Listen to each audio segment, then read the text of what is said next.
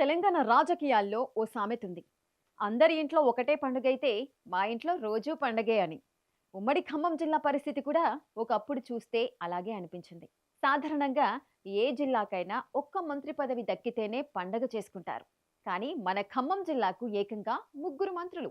ఒకరేమో deputy CM Mallu Bhatti Vikramarka, ఇంకొకరేమో revenue సమాచార శాఖల మంత్రి పొంగులేటి శ్రీనివాసరెడ్డి, ఇక మరొకరేమో సీనియర్ మోస్ట్ వ్యవసాయ శాఖ మంత్రి తుమ్మల నాగేశ్వరరావు. అబ్బా, వినడానికి ఎంత బాగుందో కదా.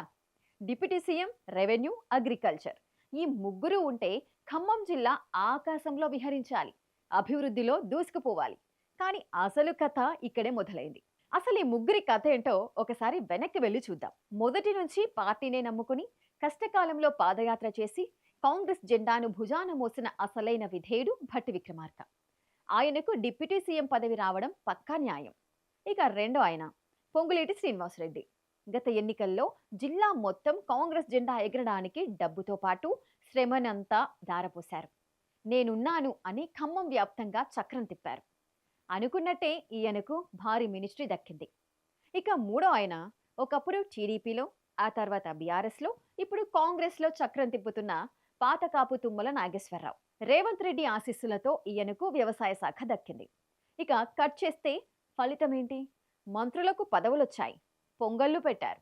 మరి గెలిచిన ఎమ్మెల్యేల పరిస్థితి ఏంటి?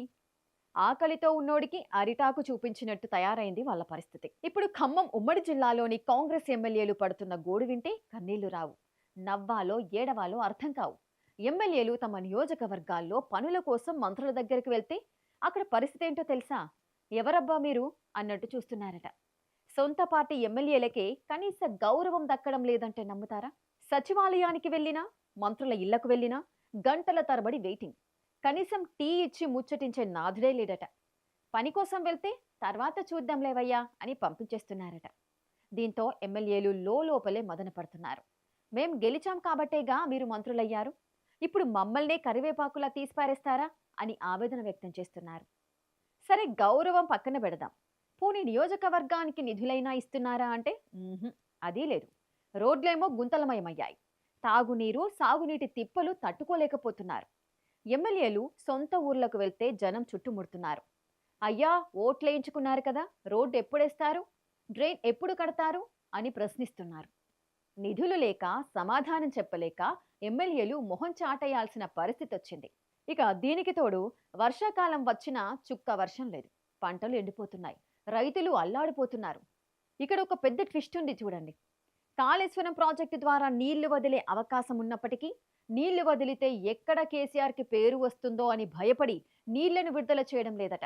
రైతులేమో రోడ్లెక్కి నిరసనలు తెలుపుతున్నారు. కేసీఆర్ ఉన్నప్పుడు పథకాలైనా వచ్చాయి, నీళ్లైనా వచ్చాయి.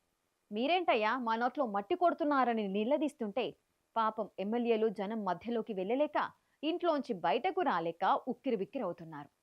సొంత ప్రభుత్వంపైనే గుర్రుగా ఉన్నారు. మరి ఈ ముగ్గురు మంత్రులు ఏం చేస్తున్నారు? జిల్లా అభివృద్ధి మాట దేవుడెరుగు. మంత్రుల ముఖ్య అనుచరులు, కాంట్రాక్టర్లు మాత్రం జేబులు నింపుకునే పనిలో బిజీగా ఉన్నారట. ఏ చిన్న టెండర్ వచ్చినా, ఏ కాంట్రాక్ట్ వచ్చినా అదంతా మంత్రుల అనుచరులకే.